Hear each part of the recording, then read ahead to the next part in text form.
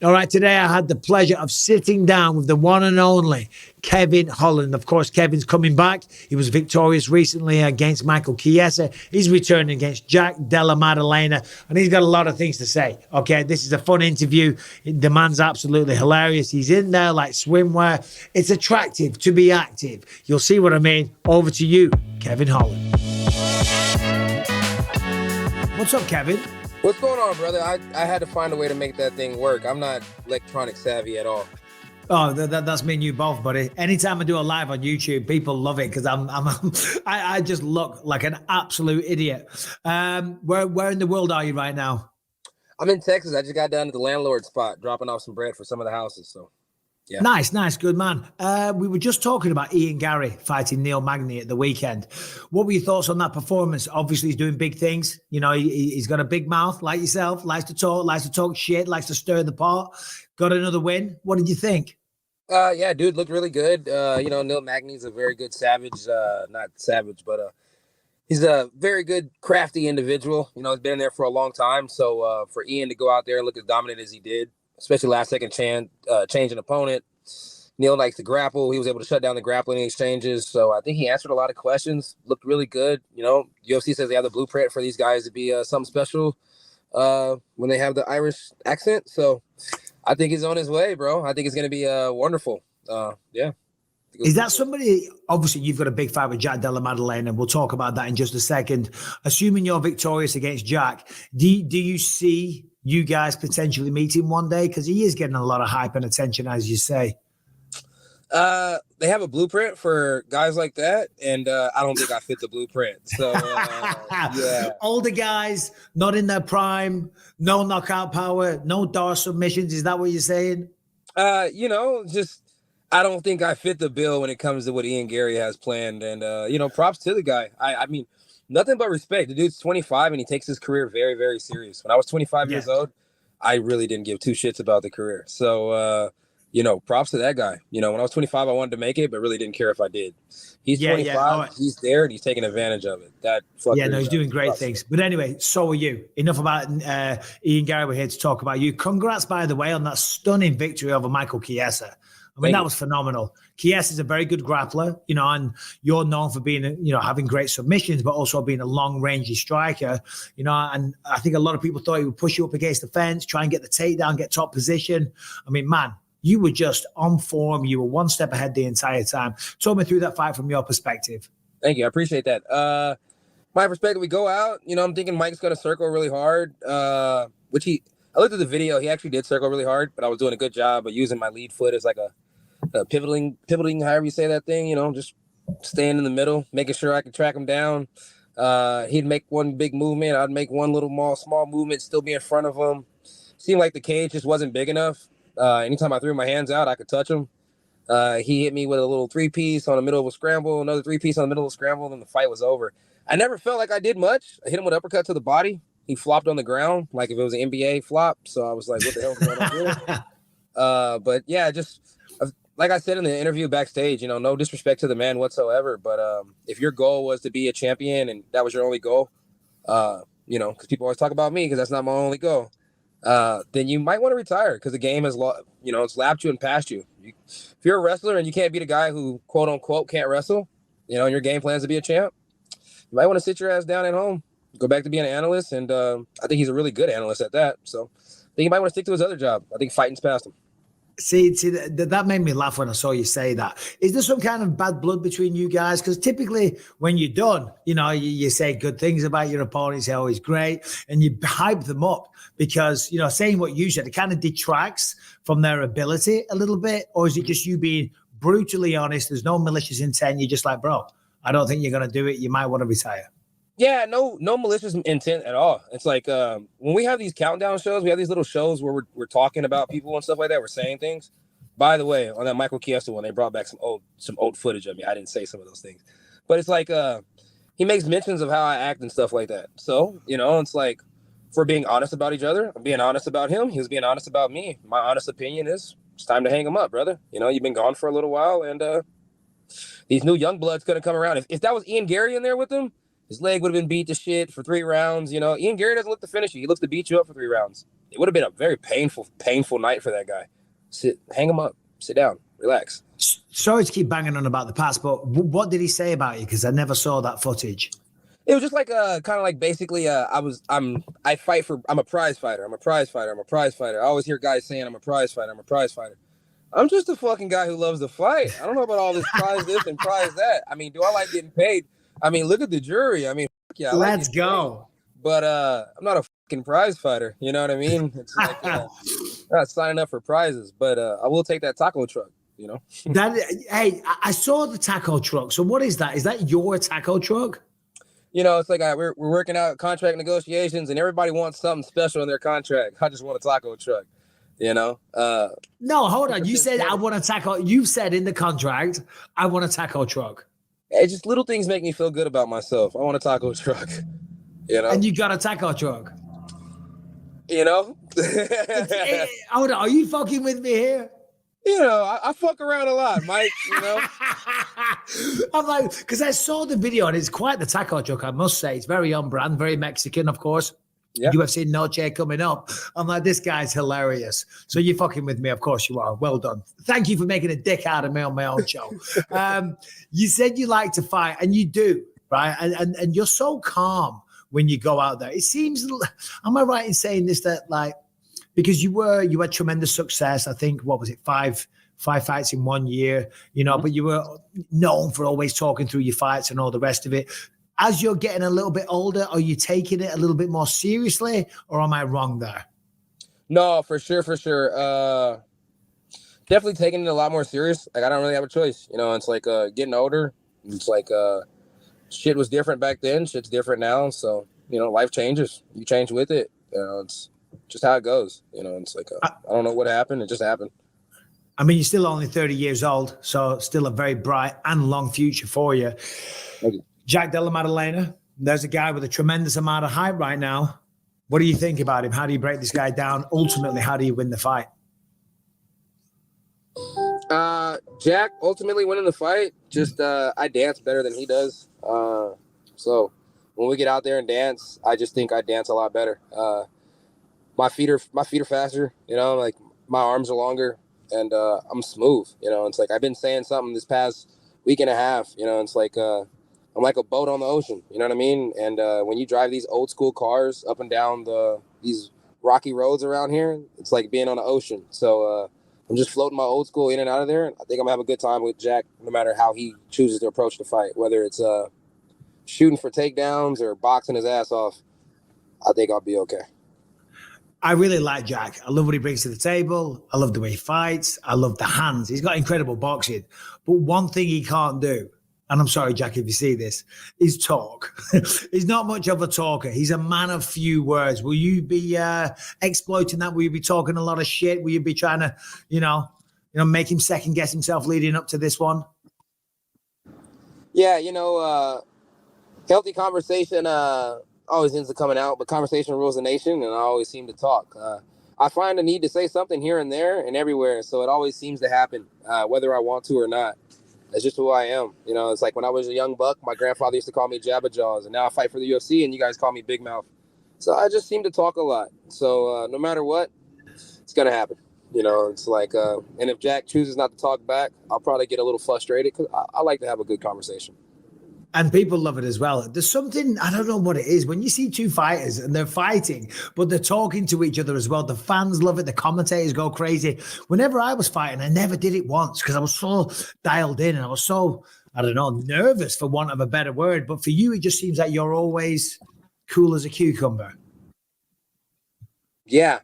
I really enjoy fighting. It's like, as you guys know, it's like it's on paper. I've been in shootouts and stuff like that before. Well, shootout before. It's like if it's not that, or if it's not something really, really crazy, it's like my adrenaline doesn't get to kick in like that. So it's kind of like don't even know what's going down. It's like when I'm in the cage, it's like I'm getting ready for a cage fight. It's like it's almost to the point where I'm sleeping all day and I'm doing all that stuff before because like I'm just so calm, I'm just so relaxed, knowing that I'm about to go to work. You know, it's like I'm about to get a paycheck, I'm about to go have a good time. And I really just don't feel like anything that bad's going to happen. You know, it's like the worst thing that's happened in the fight so far is I broke my hand. Or maybe you could say I got headbutted and pretty much was unconscious. It's like, but even that being said, there was somebody right there, and there was a bunch of doctors that were there going to help you. Usually when shit happens in the streets, there's no doctor, there's nobody there to help you, and you don't know who's on your team and who's not. So, yeah, I love a cage fight. It's nothing. There's nothing more better than a safe old cage fight. It does feel good though, doesn't it? It is fun. It is fun. Yeah. You've alluded there a couple of times about fighting. I mean, so are you talking about before you were a professional fighter? Were you a bit of a rowdy kid, shall we say? Yeah, I was definitely a rowdy kid when I was a young buck, but that was the past, and who wasn't a young bad boy?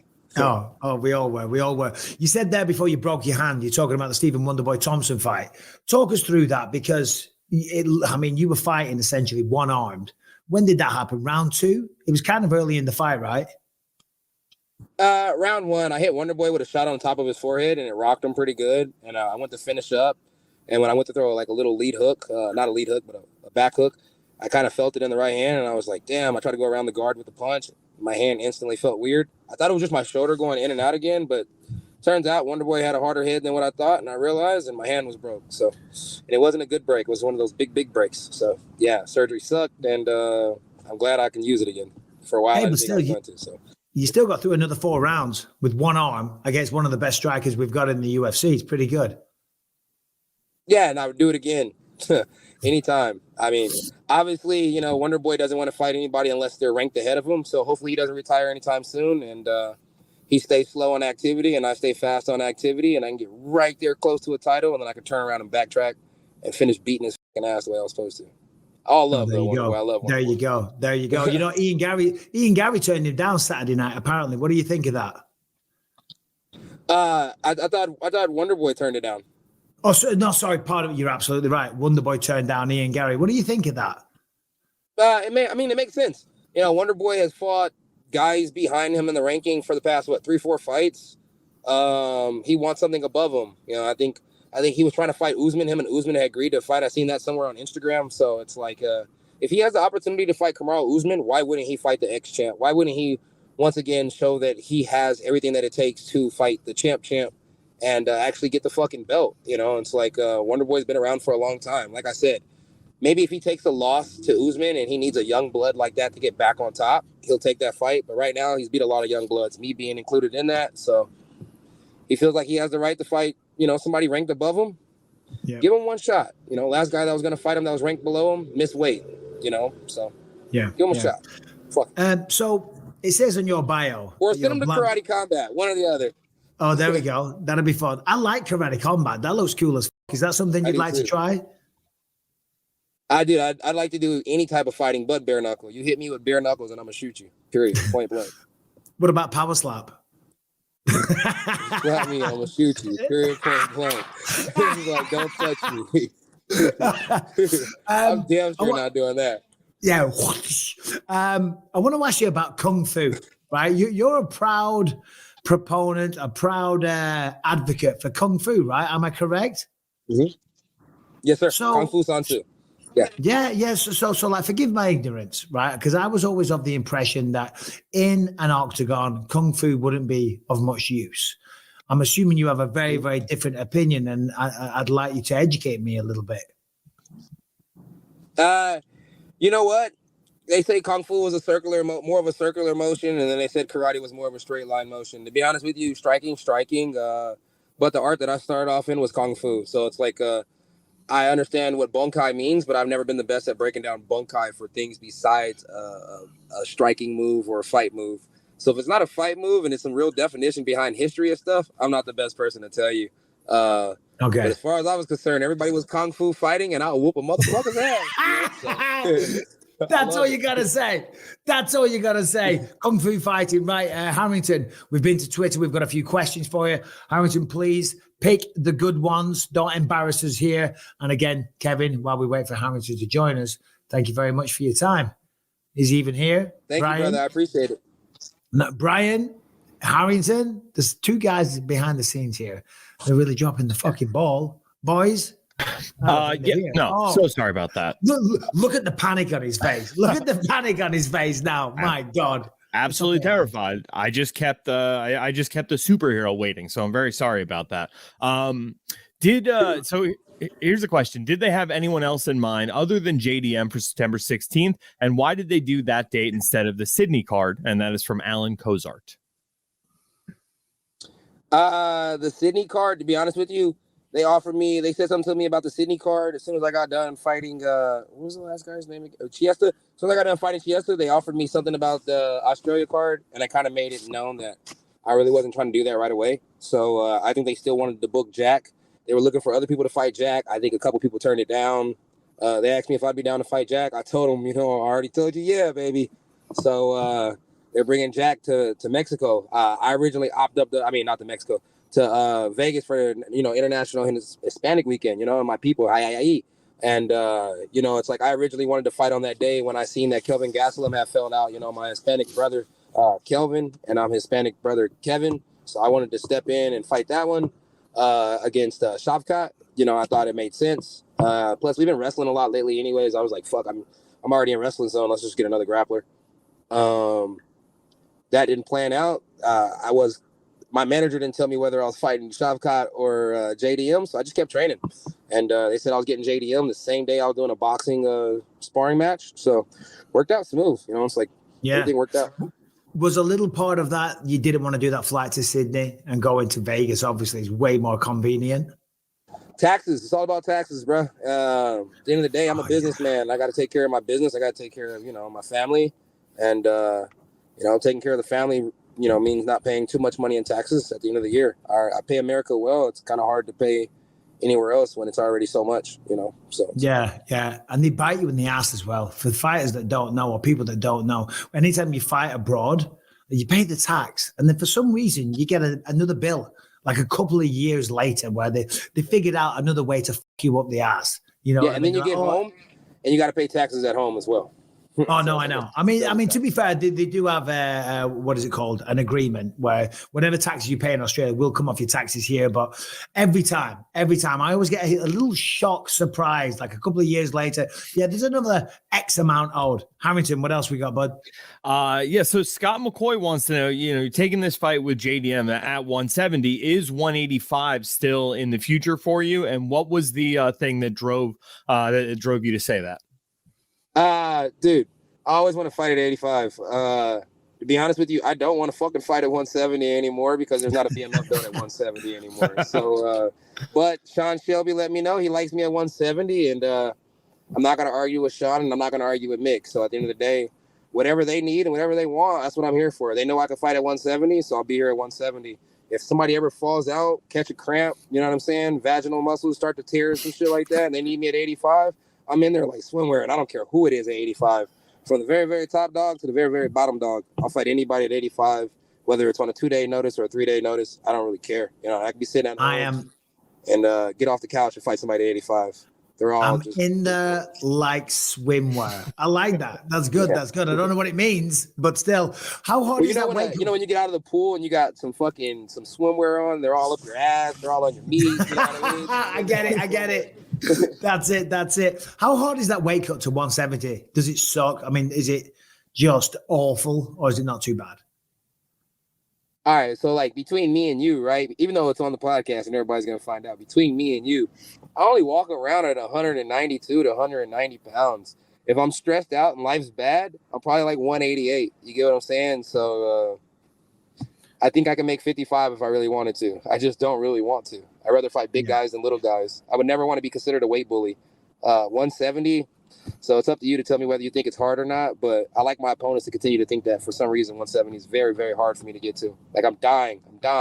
Please, guys, fight me at 85. Fight me at 75. Fight me at a different weight on the week of the fight so I can eat steaks and have sex. Do whatever I need you to do. But yeah, it's hard. It's horrible. It's horrible. It's eat steaks, having sex, beating people up in there like swimwear. Love it. One more, Harrington, please.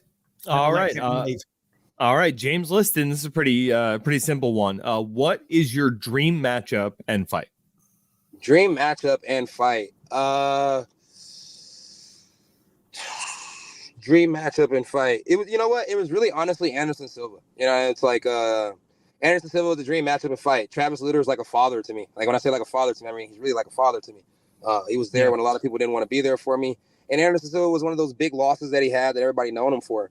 So it's like I wanted to fight Anderson Silva just a simple fact for some good back for my pops. You know what I mean? Mm-hmm. And that was always the one that I wanted. I had a lot of respect for Anderson Silva. Think he's one hell of an athlete, so on and so forth. But, you know, you do my family wrong, I don't want to do you wrong. Nothing but love and respect for the guy, but that was the dream. Yeah, no, fair enough. You mentioned Shavkat Rakhmonov before as well. Obviously, undefeated, doing big things.